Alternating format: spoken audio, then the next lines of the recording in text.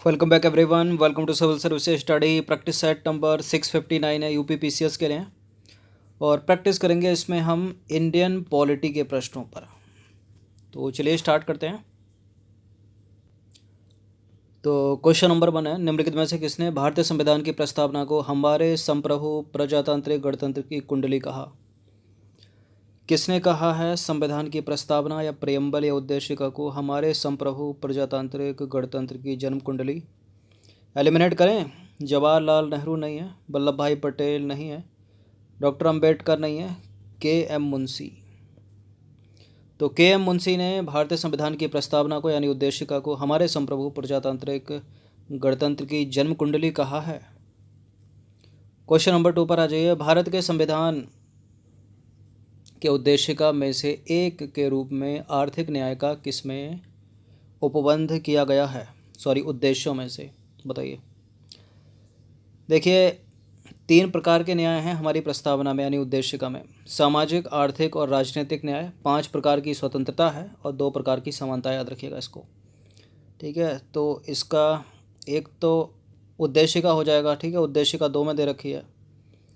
मूल अधिकार में नहीं है ऐसा कुछ, तो ये हटा दो इसको। नीति निषेक सिद्धांतों में है, तो उद्देशिका और राज्य की नीति का निषेक तत्व हो जाएंगे। बी हो जाएगा इसका आंसर। तो भारतीय संविधान की उद्देशिका यानी प्रस्तावना और राज्य के नीति निषेक तत्वों या सिद्धांतों में आर्थिक न्याय की परिकल्पना एवं उद्देश्य का उपबंध करते हैं। ठीक है, भारत के संविधान की उद्देशिका में जो है 3 प्रकार के न्याय की, कितने प्रकार के? 3 प्रकार के न्याय की व्यवस्था की गई है। सामाजिक, आर्थिक और राजनीतिक न्याय। सामाजिक न्याय से तात्पर्य क्या है? प्रत्येक व्यक्ति के साथ जाति, ठीक है, उसके रंग, उसका धर्म क्या है, उसका लिंग क्या है, मतलब ट्रांसजेंडर है, पुरुष है, महिला है, इन सब के आधार पर जो है भेदभाव नहीं किया जाएगा, उनके साथ समान व्यवहार किया जाएगा। आर्थिक न्याय की बात करें तो आर्थिक न्याय का अर्थ है कि आर्थिक आधार पर किसी के साथ भेदभाव न करना। ठीक है, और राजनीतिक न्याय का अर्थ है कि प्रत्येक व्यक्ति को समान राजनीतिक अधिकार जो है वो प्राप्त होंगे। क्वेश्चन नंबर 3 पर आ जाइए।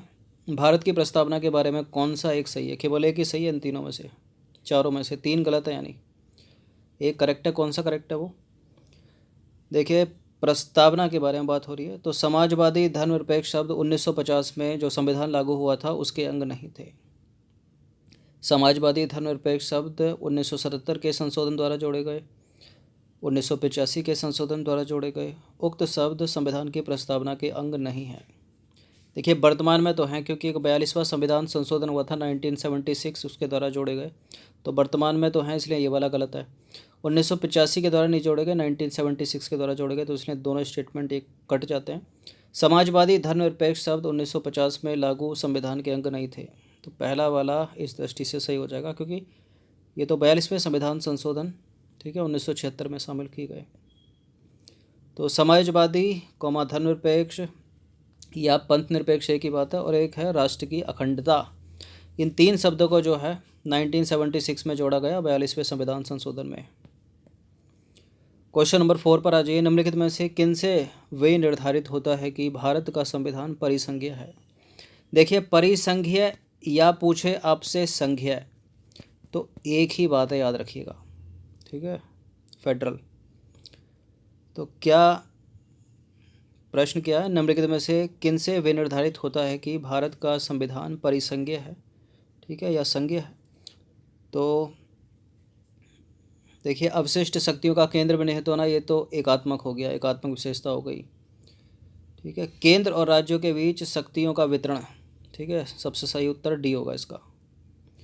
तो देखिए, कोई राज्य संघात्मक है अथवा एकात्मक, यह संविधान द्वारा संघ और राज्यों के मध्य शक्तियों के विभाजन के आधार पर तय होता है। ठीक है, यदि संघ एवं राज्यों के मध्य शक्तियों का विभाजन है तो उस राज्य को संघीय राज्य कहा जाता है, यानी परिसंघीय राज्य कहा जाता है।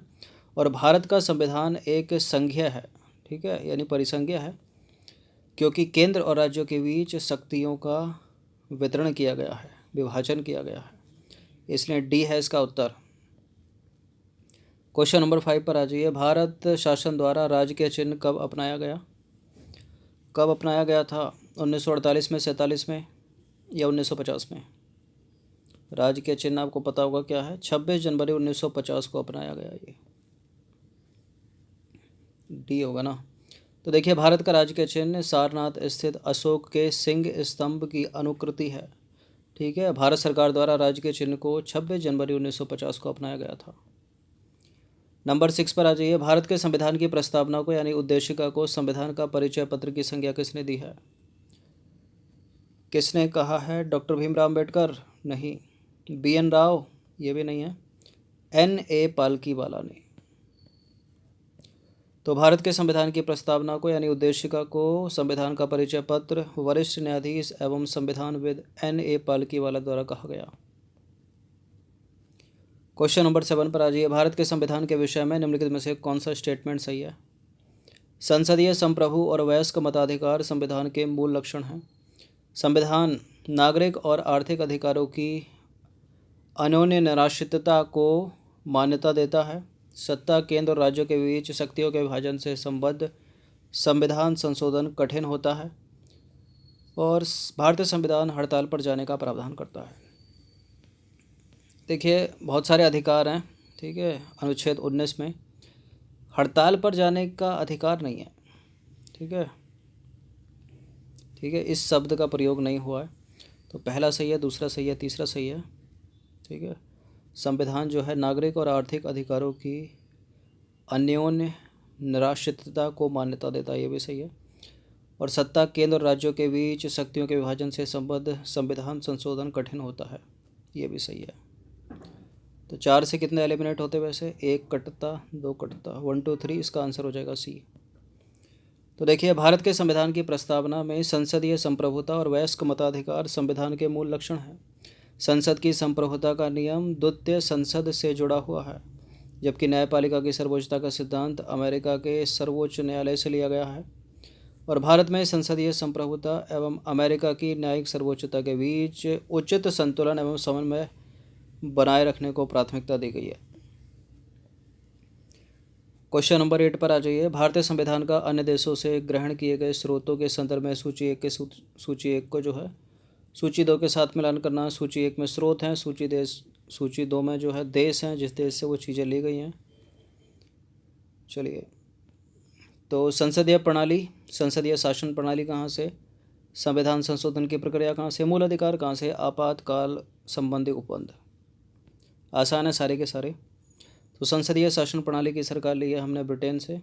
संविधान संशोधन की प्रक्रिया है दक्षिण अफ्रीका। मूल अधिकार आपको पता ही होगा USA। और आपातकालीन उपबंध है जर्मनी के वीमर संविधान से। तो A का 4 जिसमें नहीं है उसको हटा दीजिए, ये दोनों कट जाएंगे। ठीक है, A का 4, B का 3 2 में है, C से डिसाइड होगा। ठीक है, C का 1 हो जाएगा। तो संसदीय शासन प्रणाली ब्रिटेन के संविधान से, संविधान संशोधन की प्रक्रिया दक्षिण अफ्रीका, मूल अधिकार अमेरिका और आपातकालीन संबंधी प्रावधान जर्मनी। क्वेश्चन नंबर 9 पर आ जाइए। भारतीय संविधान की प्रमुख विशेषताओं में से एक सार्वभौमिक वयस्क मताधिकार है। भारत में मूल संविधान में 21 वर्ष की आयु वाले नागरिक को मत देने का अधिकार था, जिसे किस संविधान संशोधन द्वारा 21 वर्ष से घटाकर 18 वर्ष कर दिया गया? आसान सा प्रश्न है ये भी। ठीक है, इतना लंबा चौड़ा लिखा है। वही 61वां संविधान संशोधन अधिनियम है 1989। तो 61वां संविधान संशोधन अधिनियम 1989 के द्वारा मतदान करने की आयु आप लोगों की जो है 21 वर्ष से घटाकर 18 वर्ष कर दी गई है, याद रखिएगा। और भारत के प्रत्येक नागरिक जिसकी आयु 18 वर्ष की है उसे मत देने का अधिकार प्राप्त है। उसे धर्म, जाति, लिंग, साक्षरता अथवा संपत्ति के आधार पर मतदान करने से नहीं रोका जा सकता।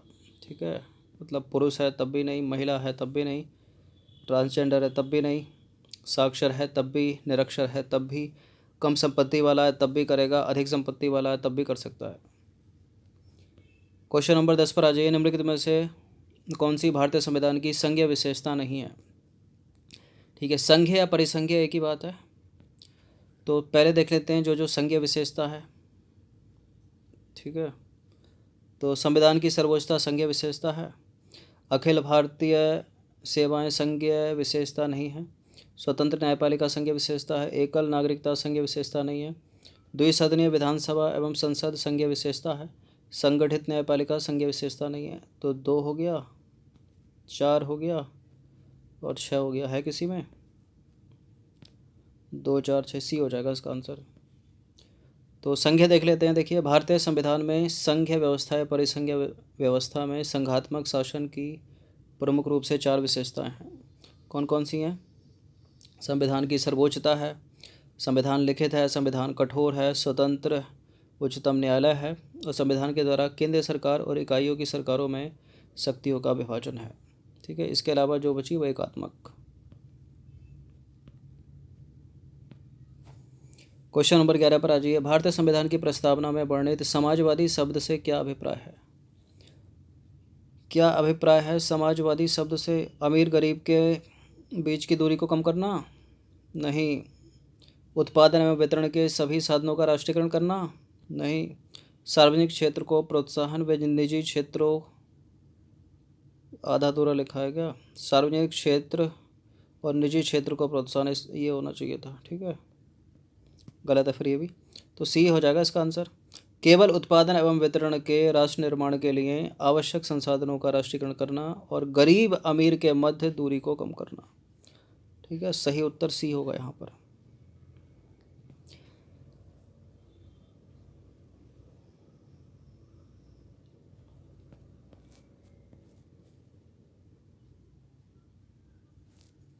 तो देखिए, भारतीय संविधान में 42वें संविधान संशोधन 1976 के द्वारा समाजवादी शब्द को स्पष्ट रूप से संविधान में जोड़ा गया है। इससे पहले समाजवादी लक्षण राज्य के नीति निर्देशक सिद्धांतों में मौजूद थे, और भारतीय समाजवाद लोकतांत्रिक समाजवाद है, ना कि साम्यवादी समाजवाद। क्वेश्चन नंबर 12 पर आ जाइए। भारत में राजनीतिक व्यवस्था के मूलभूत लक्षण हैं। यह एक लोकतांत्रिक गणराज्य है। इसमें संसदात्मक रूप की सरकार है। यह एकीकृत शक्ति का प्रावधान करती है। सर्वोच्च सत्ता भारत की जनता में निहित है। बताइए। बिल्कुल, सर्वोच्च सत्ता जो है भारत की जनता में निहित है, जो कि 4 सही है।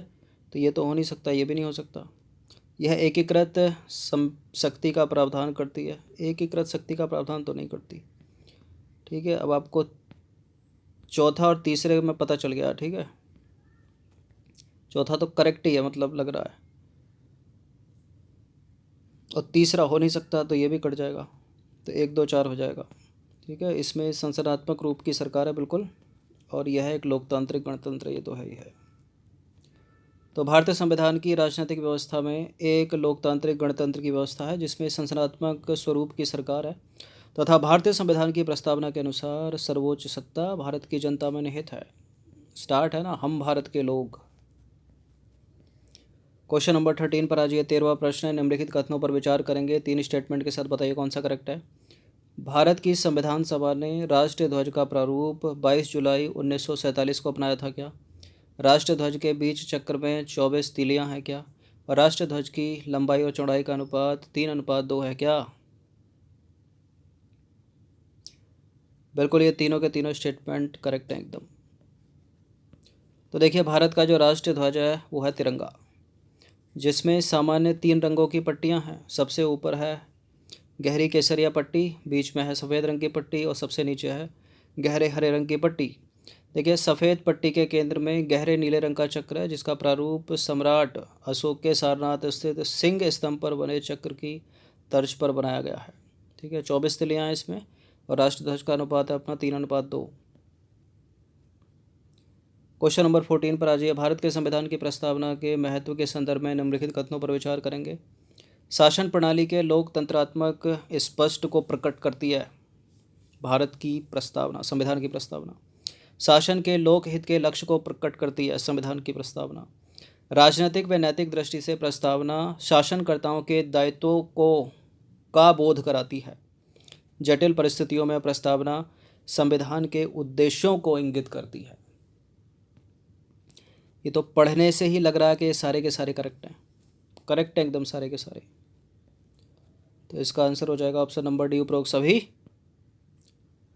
तो देखिए, भारतीय संविधान की प्रमुख विशेषता संविधान की प्रस्तावना यानी उद्देश्य का, इंग्लिश में बोलते हैं इसको, प्रियम्बल में अंतर्निहित है, जो शासन प्रणाली के लोकतंत्रात्मक स्वरूप एवं शासन के लोकहित के लक्ष्य को प्रकट करती है।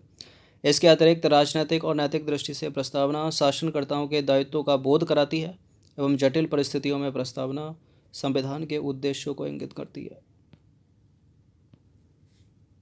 अंतिम प्रश्न, संविधान में हमारे राष्ट्र का उल्लेख किन नाम या नामों से किया गया है, बताइए। केवल भारत है या भारत तथा इंडिया दोनों? भारत, इंडिया, हिंदुस्तान भी है, हिंदुस्तान तथा इंडिया। देखिए अनुच्छेद 1 में भी प्रावधान है, ठीक है, क्या है, भारत अर्थात इंडिया राज्यों का संघ होगा, तो भारत नाम लिया गया है और इंडिया लिया गया, बी है इसका आंसर। तो भारतीय संविधान की उद्देशिका में यानी प्रस्तावना में हमारे राष्ट्र का उल्लेख दो नामों से किया गया है, भारत और इंडिया। और अनुच्छेद 1 में भी उल्लेख है कि भारत अर्थात इंडिया राज्यों का संघ होगा। तो ये 15 प्रश्न थे इंडियन पॉलिटी के, इनकी प्रैक्टिस एक बार कर लीजिएगा। इस टेस्ट सीरीज़ की प्लेलिस्ट बना रखी है, वहाँ पर आप टेस्ट नंबर 1 से लेकर इस टेस्ट तक पहुँच सकते हो, मतलब 659 तक पहुँच सकते हो। हर दिन प्रैक्टिस करते रहिएगा। धन्यवाद।